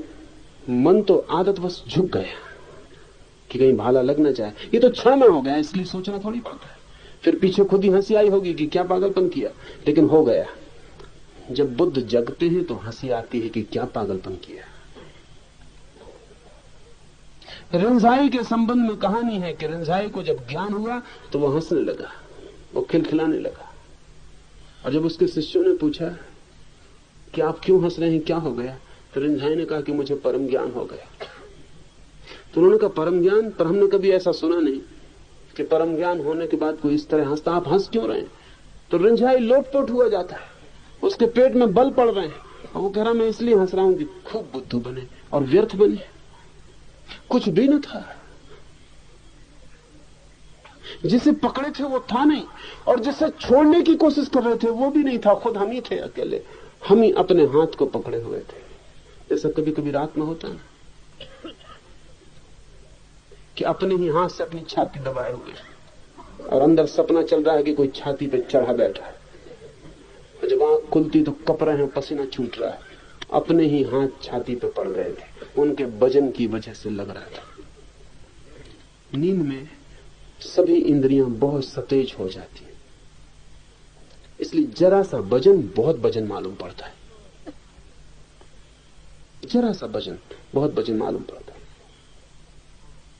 खुद का ही हाथ लगता है कोई छाती पे चढ़ा बैठा है। कभी कोशिश करें, घर में कोई सोया हो, जरा पैर के पास बर्फ का एक टुकड़ा धीरे धीरे घिस दें उसके पैर में, सपना शुरू हो जाएगा। भीतर सपना होगा कुछ ऐसा कि पहाड़ पे चढ़ रहे हैं, बर्फ ही बर्फ है, मरे जा रहे हैं, गले जा रहे हैं, चीख पुकार मच जाएगी भीतर। जरा थोड़ा सा दिया पास ले जाकर जरा आंच दे दें पैर में किसी सोए आदमी की, वो समझेगा कि नरक में पहुंच गए। लपटें जल रही हैं, कढ़ाए हैं और डाले जा रहे हैं, निकाले जा रहे हैं। क्या भीतर क्या हो रहा है? वो मन अपनी धारणाएं रखे बैठा है, जरा सा इशारा और मन अपनी धारणाओं का फैलाव शुरू कर देता। पर्दा मिले कि प्रोजेक्टर काम शुरू कर देता। जागते में भी हम जो कर रहे हैं वो यही है। होश से जब कोई जागता है, वस्तुतः हमारा जागरण नहीं, बुद्ध का जागरण, उपनिषद के ऋषियों का जागरण, जब कोई उस जागरण को उपलब्ध होता है तब उसे हंसी आती है। कैसी नासमझी की, जो था नहीं उसे देखा, जो था नहीं उसे पकड़ा, जो था नहीं उसे छोड़ने की कोशिश भी की, और सारा खेल अपना था। हम ही सब तरफ से थे, हमारा मन ही सब तरफ से था। अगर जीवन की किसी भी घटना का ठीक ठीक विश्लेषण करेंगे तो इस सच्चाई का अनुभव हो जाएगा। किसी भी घटना का ठीक ठीक विश्लेषण करेंगे, इस सच्चाई का अनुभव हो जाएगा। नहीं करेंगे विश्लेषण तो पीठ की तरफ मन का कारोबार जारी है और जगत पर्दा बना हुआ है, उस पर सब खेल चल रहा है, सब चीजें दिखाई पड़ रही। नहीं, इस माया का न कोई जन्म है और न कोई मृत्यु। मिथ्या का न कोई जन्म होता, न कोई मृत्यु। देह यह अज्ञान का कार्य है, उसका ज्ञान द्वारा जो समूल नाश हो जाता है, तो यह देह रहती कैसे है? ऐसी शंका करने वाले अज्ञानियों का समाधान करने के लिए ही श्रुति ने वाह दृष्टि से प्रारब्ध कहा है। वास्तव में न तो देह है और न प्रारब्ध है। ये बड़ी कठिन बात है। और जो मैं परसों आपसे 1-2 दिन पहले कह रहा था, और अड़चन मालूम पड़ी होगी, मैंने आपसे कहा था कि बुद्ध को झूठ बोलना पड़ता, महावीर को झूठ बोलना पड़ता आपकी वजह से, क्योंकि आप झूठ की ही भाषा समझते हैं और कोई भाषा नहीं समझते। ये सूत्र में है। ये सूत्र कह रहा है कि वास्तव में न तो देह है और न प्रारब्ध है। वस्तुतः सत्य में न तो देह है और न प्रारब्ध है, न कोई बुरा कर्म है और न कोई भला कर्म है, न कोई सुख है और न कोई दुख है। वास्तव में संसार नहीं है। ये तो वास्तविकता है, लेकिन ये कही नहीं जा सकती। सूत्र कहता अज्ञानियों से ये कहा नहीं जा सकता, क्योंकि अगर अज्ञानियों से कहोगे देह नहीं है तो वो कहेंगे हद हो गई, आपका दिमाग ठीक है, आप अपने दिमाग का इलाज करवा लो। अज्ञानियों से कहोगे संसार नहीं तो आपको पागल खाने में भेज देंगे। ज्ञानी अज्ञानियों के बीच वैसी हालत में है जैसे अंधों के बीच में कोई आंख वाला, वो कहे बड़ा प्रकाश है और सब अंधे हंसे। वो कहे क्या बातें कर रहे हो, मस्तिष्क रास्ते पे है, ठिकाने पे, कैसा प्रकाश। वो कहे मुझे दिखाई पड़ता है, तो अंधे सब हंसे कि दिखाई पड़ने का मतलब, दिखाई पड़ने जैसी कोई चीज सुनी है कभी, होती है कभी? न हमारे बाप दादों को ही, न उनके बाप दादों को ही। जरूर तुम्हारा सिर फिर गया है। अंधों के बीच में आंख वाले की क्या गति होगी आप समझते? अगर समझदार होगा तो भूल के भी वो बातें नहीं करेगा जो अंधों को दिखाई नहीं पड़ रही। और अगर अंधों को भी वो आंख के रास्ते पर लाना चाहता है तो उसे बहुत सी डिवाइसेस, उपाय करने पड़ेंगे। उसे सीधा ये कहना ठीक नहीं होगा कि मैं आंख वाला हूं और तुम सब अंधे हो और मैं तुम्हारी आंख का इलाज करता हूं, और तुम जो हो वो नहीं है, कुछ और है जो आंख के खुलने पर दिखता है, तुम बिल्कुल झूठ में जी रहे हो। तो अंधों की आंख का इलाज करने की बजाय अंधे मिलके उसकी आंख का इलाज कर देंगे। कई दफे हो गया, जीसस को हमने सूली पे लटकाया, मंसूर को हमने काट डाला, सुकरात को जहर पिला दिया। उसका कारण कुछ और नहीं है, उसका कारण सिर्फ इतना ही है कि ये लोग सीधी सीधी बातें कहने लगे जो हमारी पकड़ के बाहर है। और इनकी बातें अगर हम मान के चले तो हम चल ही नहीं सकते, हमारा भी कसूर नहीं। लेकिन आप जान के हैरान होंगे कि भारत में हमने किसी बुद्ध, किसी महावीर, किसी रामकृष्ण को फांसी नहीं दी। जीसस को सूली लग गई जेरूसलम में, मंसूर को मुसलमानों ने मार डाला, सुकरात को यूनानियों ने काट डाला। इस मुल्क में हमने किसी बुद्ध, किसी महावीर, किसी कृष्ण को कभी नहीं काटा, मारा, सूली नहीं दी। आप जानते हैं कारण क्या है? कारण बड़ा अद्भुत है, और वो कारण यह है कि कृष्ण और बुद्ध और महावीर, जीसस और सुकरात से अंधों के साथ बातचीत करने में ज्यादा कुशल है, और कोई कारण नहीं। कुल कारण इतना है, वो ज्यादा कुशल है। और कुशलता की वजह है क्योंकि इस मुल्क में हजारों साल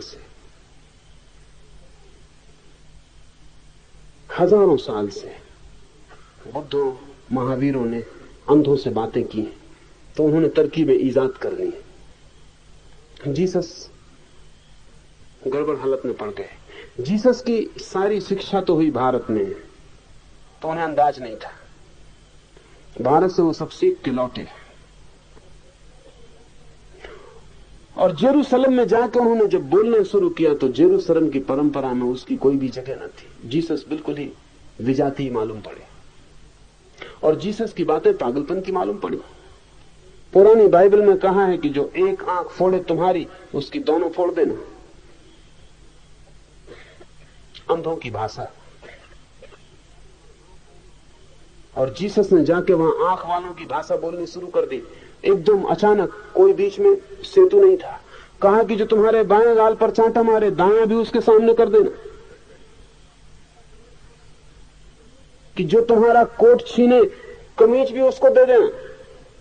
कि जो तुमसे कहे 1 मील बोझ को ढो चलो, तुम 2 मील तक साथ चले जाना। हो सकता है संकोच बस उसने 1 ही मील कहा। ये आंख वालों की भाषा, जहां नियम था कि जो पत्थर मारे, ईंट से ईंट मारे पत्थर से जवाब देना बिल्कुल समझ के बाहर पड़ गई। असल में जीसस आंख वाले की बात सीधी सीधी कह दी अंधों से। बुद्ध महावीर ज्यादा कुशल है और लगभग सत्य ईजाद करने में उनका कोई मुकाबला नहीं।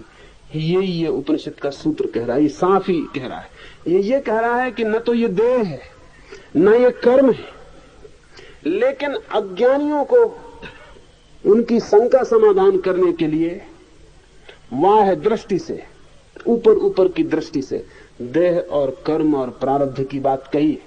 वास्तव में न देह है और न प्रारब्ध है। बड़ी मुश्किल बात है। सच है ये कि सभी शास्त्र 99% झूठ है। झूठ इसलिए कि वो अंधों को समझाने के लिए कहे गए वाह दृष्टि से, नहीं तो उनकी समझ में कुछ भी नहीं पड़ता है। वो उलझन में पड़ जाएंगे उनको सीधा सीधा समझाने के। जैसे बच्चों को हम समझाते हैं, कहते हैं गा गणेश का। गणेश की कोई बपोती नहीं, गधे का भी गा।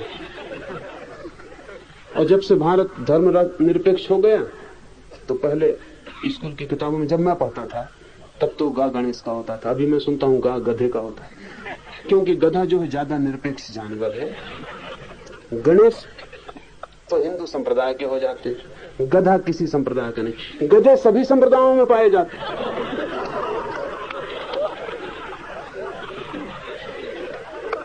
पर बच्चे को हम समझाते हैं गा गणेश का या गा गधे का, और बच्चा पकड़ ले। और फिर जब भी गाय कहीं तो पहले बोले गा गधे का और फिर आगे बढ़े तो मुश्किल हो जाएगी। वो तो सिर्फ सहारा था। वो बच्चा गधे को समझ सकता था, गा को नहीं समझ सकता था, इसलिए गा को जोड़ दिया। फिर प्रतीक भूल जाएंगे, चित्र हट जाएंगे, गा सीधा आ जाएगा। वो जो अज्ञानी है, जहां से उसे उठाना है उसकी भाषा से बात शुरू करनी पड़ती है।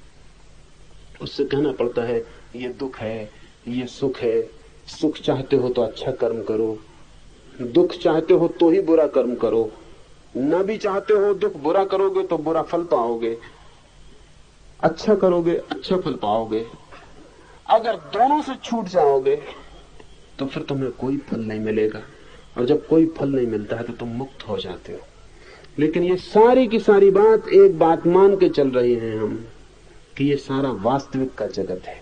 लेकिन जब कोई आदमी जागता है, जब होश से भरता है, जब शरीर से टूट जाता है और अज्ञान नाश होता है, तब उसे बड़ी हंसी आती है। जो छूट गया पीछे वो वास्तविक नहीं था, एक बड़ा सपना था।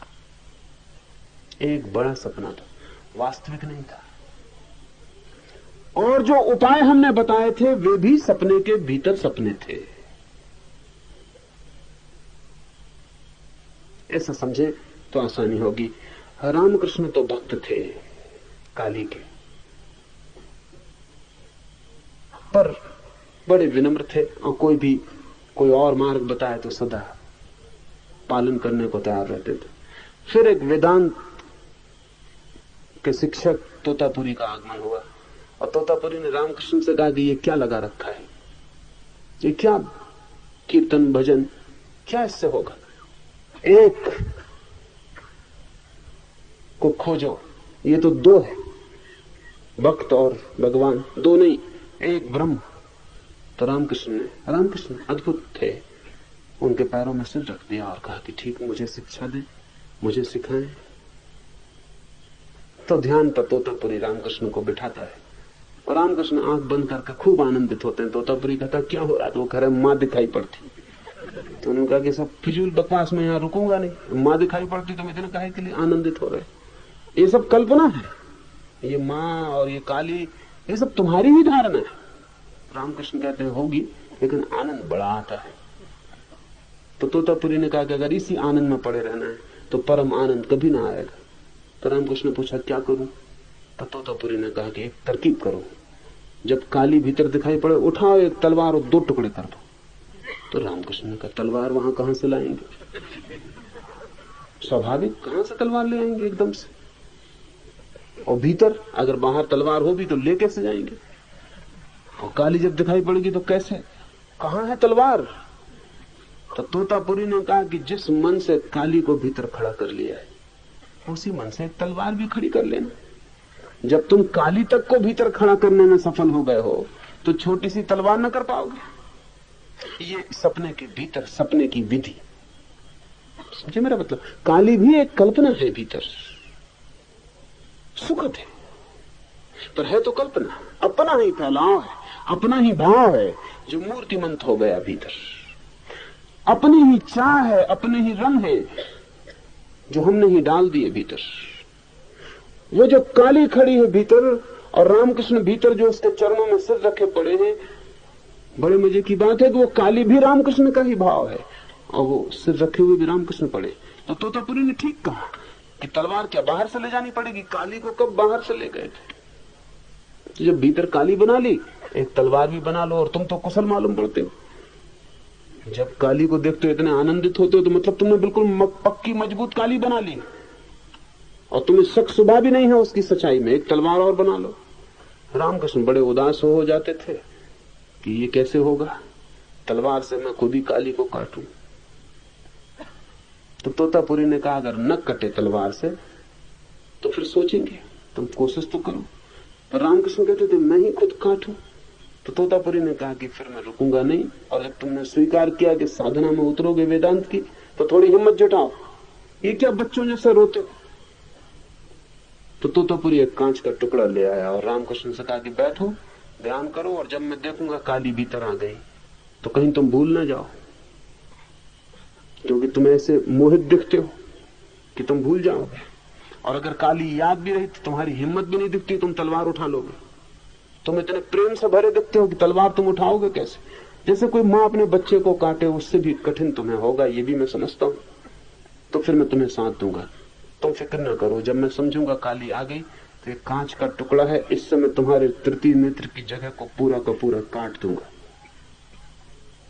जब तुम्हें यहाँ दरार मालूम पड़े और लगे खून बहने लगा और दर्द उठने लगा, मैं काटता जाऊंगा, रगड़ता जाऊंगा कांच के टुकड़े से, तब तुम भी हिम्मत उठा के उसी तरह एक जोर की चोट करना तलवार के, 2 टुकड़ों में काली को तोड़ देना।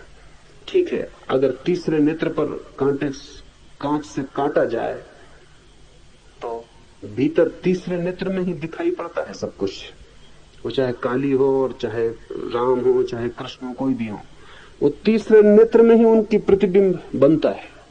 तो अगर तीसरे नेत्र को बाहर से काटा जाए और भीतर से भी कोई हिम्मत जुटाए, तो तीसरे नेत्र के कटान के अनुभव के साथ ही कोई भी भीतर की प्रतिमा टूट के 2 टुकड़े हो जाती। रामकृष्ण ने हिम्मत की, प्रतिमा 2 टुकड़े होकर टूट गई, गिर गई। रामकृष्ण ने लौट के बाहर कहा, the last barrier has fallen, जो आखिरी बाधा थी वो गिर गई। मगर ये सब उपाय मैं समझा ये रहा था कि काली भी एक असत्य भीतर और तलवार भी एक असत्य भीतर, लेकिन एक असत्य से दूसरा असत्य कट जाता है। ये सारे उपनिषद के ऋषि जो नहीं है उसे काटने के लिए उपाय बता रहे हैं, क्योंकि हमने जो नहीं है उसे मान रखा है कि है, तो कुछ उपाय हमें दिए जा रहे हैं जिनसे वो कट जाए। झूठी बीमारी झूठी दवा की मांग करती है। हमारा सारा भाव संसार झूठ है, इसलिए इतनी विधियों की जरूरत है। और इसलिए कोई भी विधि काम दे सकती, कोई भी विधि काम दे सकती, बस पकड़ जाए आपको। सपने के भीतर एक सपना, सपने से सपने को काटना, और कोई उपाय भी नहीं। सत्य से सत्य नहीं काटा जाता, कट भी नहीं सकता। सत्य से असत्य भी नहीं काटा जाता, कट भी नहीं सकता, क्योंकि असत्य और सत्य का कहीं कोई मिलन ही नहीं होगा, कटेगा कैसे? असत्य से ही असत्य कटता है, एक असत्य से दूसरा असत्य कट जाता है, और जब दोनों गिर जाते हैं तो जो शेष रह जाता है, ऐसा समझें कि कांटा लग गया पैर में, तो एक दूसरा कांटा उठा के उसे निकाल लेते हैं। कांटे से कांटा निकलता है, फिर दोनों कांटे फेंक देते हैं। तो ये सूत्र कह रहा है कि ना तो है देह, ना है कर्म, ना है प्रारब्ध, ना है संसार। वास्तव में आपसे नहीं कह रहा है कि आप मानने लगे कि ना है कर्म, ना है देह, ना है संसार, तभी आप मुश्किल में पड़ जाएंगे। अभी इसी वक्त नहीं, आपके लिए अभी है, क्योंकि अभी आप नहीं है, इसलिए सभी झूठ अभी सत्य है। अभी सत्य का पता नहीं है, इसलिए सभी झूठ सत्य है। जिस दिन आपको अपने सत्य का पता चलेगा, सभी झूठ मिथ्या हो जाएंगे। स्वयं को जानते ही संसार मिथ्या हो जाता है। स्वयं को न जानने से ही मिथ्या संसार सत्य मालूम होता है।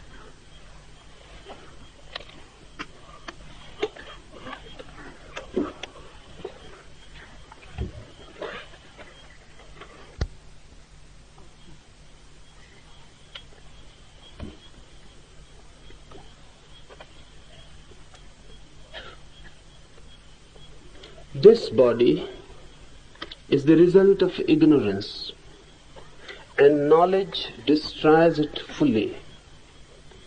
Ignorant then raises doubt as to how this body exists, even after realization. To remove this doubt of the ignorant, the scriptures have added the concept of prarabdha externally. In reality, there is neither body nor prarabdha. This sutra is very strange, but very true. To understand this sutra is to understand many things about scriptures, about teachers, about masters, methods, techniques, doctrines. This sutra says that in reality there is no world. In reality, there is no suffering. In reality,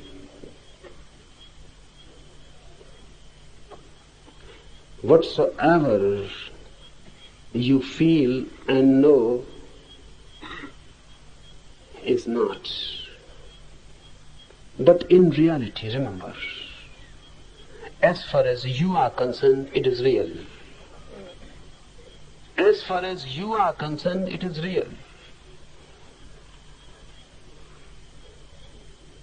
We should try to understand it through dream, because Eastern mind has been very much fascinated by the reality of dream.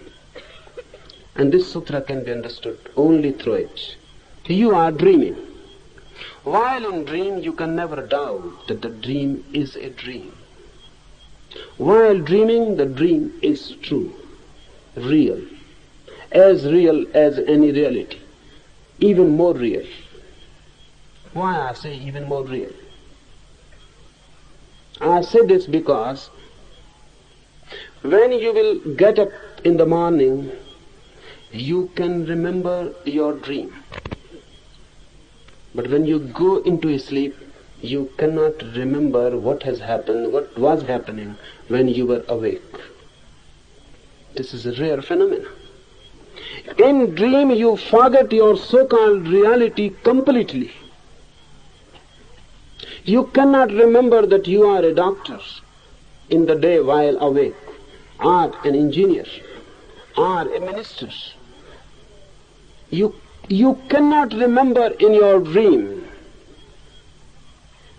the facts of the day when you were awake. The whole reality, the so-called reality of the day is completely washed away by the dream. It seems more powerful. But in the morning, when you get up, when the sleep has gone, you can remember about your dream.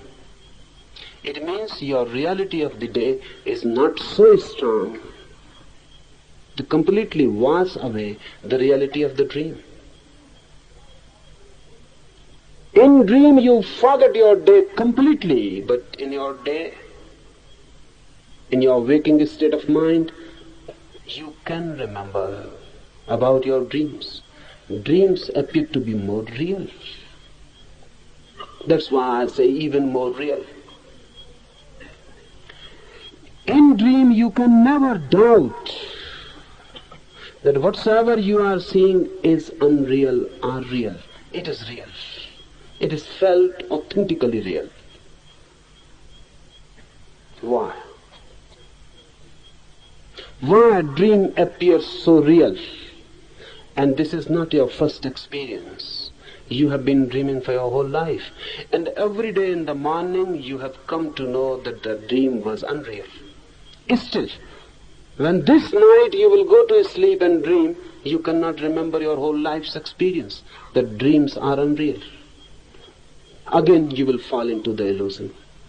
And you will feel dream as real. In the morning again you will repeat that it was just a dream, nothing real. What is happening?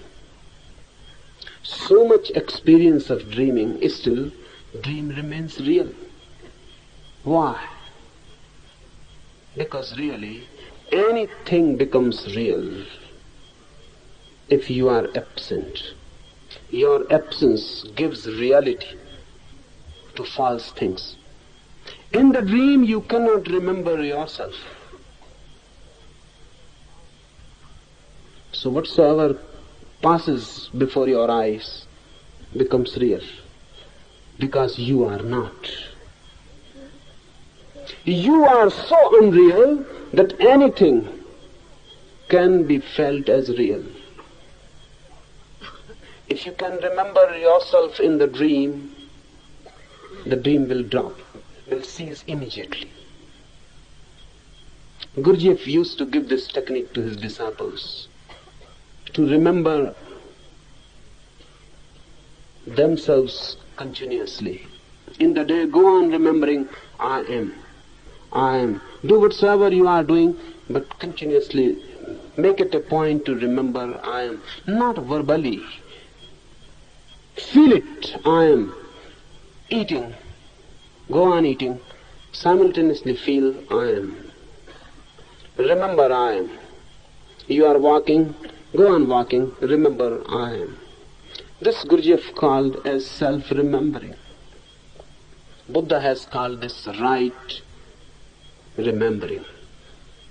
Samyak Smriti. Go on remembering I am. If this feeling of I am goes deep, it will follow you in the sleep also. And when there will be a dream, you will remember I am. Suddenly, the dream will stop.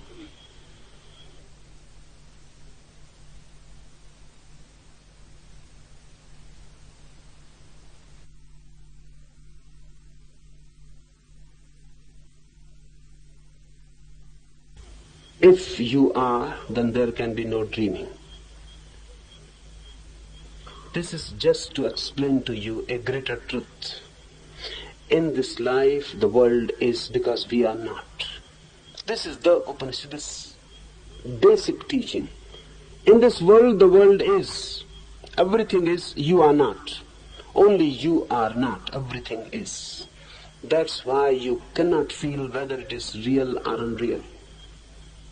Remember yourself, be centered in yourself, be conscious, aware, and the more intensely you become aware, you will feel simultaneously the world is dropping its reality and is changing into a dream.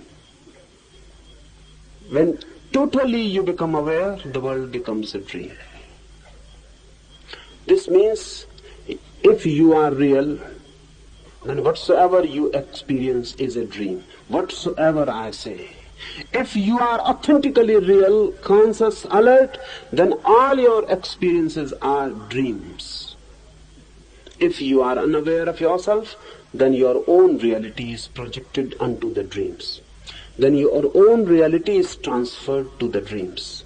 Your own existence is transferred to the dreams and experiences and thoughts, and they become real. They have a borrowed reality. Your own reality has gone to them. They are not real. For example, look into a mirror. Your face is there in the mirror. It looks real. It is not. It is just a borrowed reality. It is not real at all. You are real. The mirror reflection is just a dream. Forget yourself completely, as it happens, particularly with women. They forget themselves completely. The mirror figure becomes more real. Look at a woman looking into the mirror. Observe her. What happens? She is no more. Only the mirror is. And the mirror woman, she has become real. She has completely forgotten herself.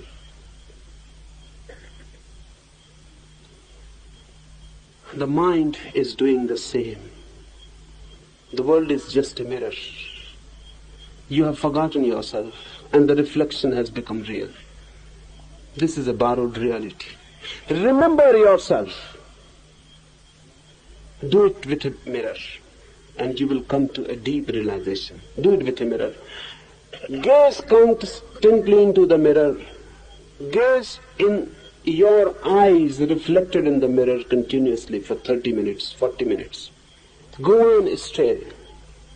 And constantly go on remembering, I am real. This is reflection. This which is mirror is reflection. I am real, not this reflection. Go on remembering inside, I am, and go on staring into the eyes of the reflected figure, your own figure. Suddenly, any moment this can happen. The reflection will disappear. Suddenly the mirror will be vacant. Very strange experience. When suddenly you are before the mirror and the face has disappeared and the mirror is vacant. Why it happens? If you go on remembering I am, and this remembering becomes authentic, then the borrowed reality comes back to you and the mirror becomes vacant. Even for a single moment, if you can see mirror as vacant, no face, nothing reflected, you will feel a sudden upsurge of reality in you. For the first time, you may become aware you are. This same thing happens with the world. When someone becomes a witnessing self, one day this explosion comes to him. The whole world disappears. The whole world becomes just vacant. Only I am, and the whole world has disappeared, as if it was never there. This experience is the ultimate. Again, the mirror will reflect your face, but now you know it is just reflection. Again, the world will come. For one moment, you will see the world has disappeared. Again the world will be there. But now, it will never be real again. It will be just a dream world. And all the figures will be dream figures. It will be a great drama. But when you know it is a drama, a pseudo phenomena, you are freed from it. Then there is no clinging. And then there is no slavery, no bondage. अगर यह video आपको अच्छी लग रही हो तो video को like और चैनल को सब्सक्राइब करें।